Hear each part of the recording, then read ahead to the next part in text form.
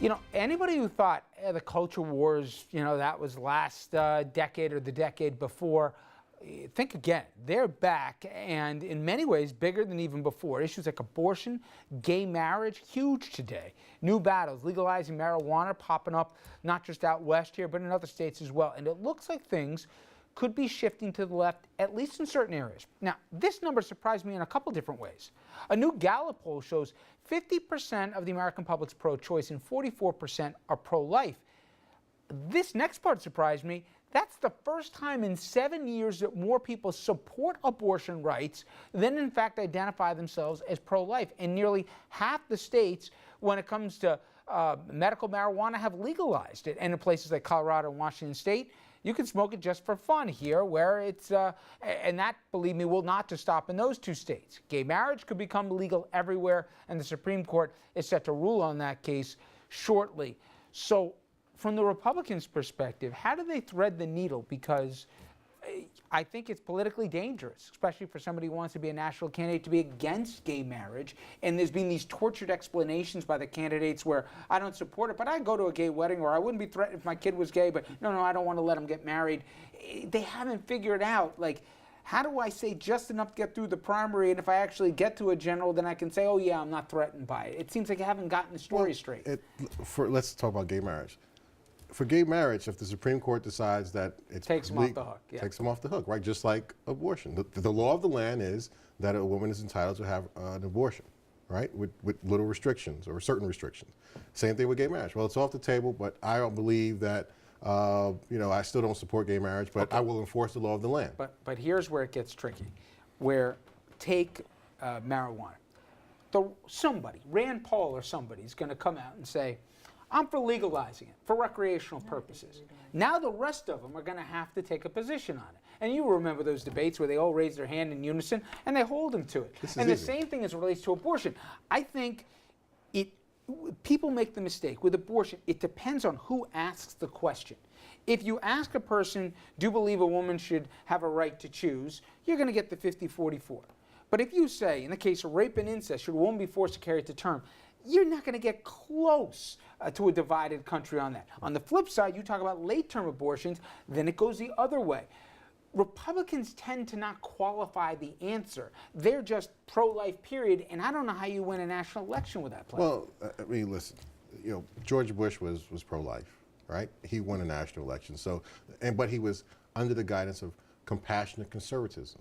Look, I understand this. Look, I'm pro-life, but that doesn't mean. What the heck does that mean? Well, that means I'm pro-life, but I won't push for the repeal of Roe v. Wade, for example. That's compassionate conservatism.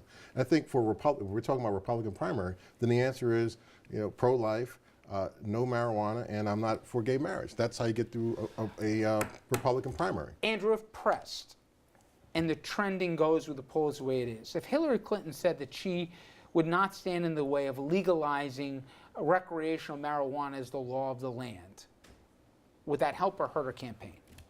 I think it might actually hurt her campaign, because she's not going to get such a strong challenge from her left where that opens up votes that she needs from the left. So it's not like there are Democrats who are going to climb on board the Hillary bandwagon simply because she accepts legalized marijuana. And it might cost her votes on the right. There might be some middle of the road or moderate Republicans or moderate conservatives who don't want to give her any support because they oppose that issue. So I don't think she would be one of the leaders on that.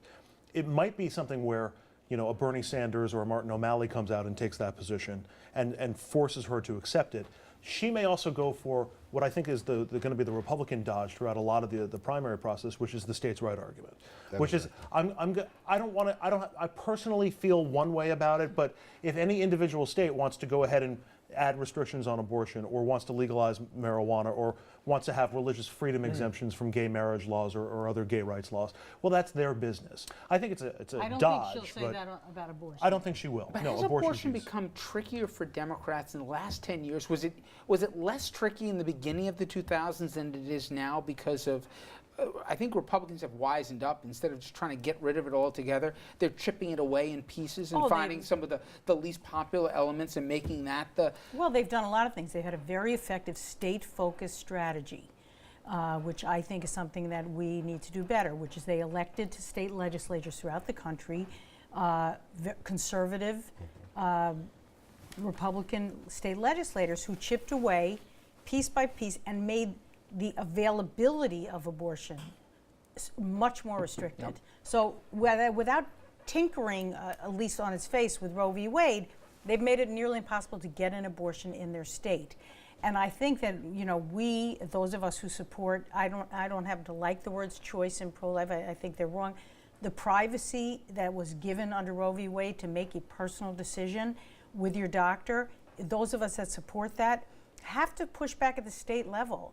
And that's why people should understand that the New York debate over the 10th part of the women's equality agenda was really about making sure New York protects that right from this chipping away of availability and the fear of criminal prosecution. So I think we have to do a better job nationally at paying attention to state legislatures. They are where the action is taking place. And I want you at home to get involved in this conversation. Head over to Facebook and Twitter and sound off on the question that I asked a little bit earlier this segment, and that is, can somebody be elected president if they support legalizing marijuana? Frankly, it's a question that would have been considered inconceivable just a few years ago, but now, trust me, we will be talking about it between now and next November. Okay, coming up next.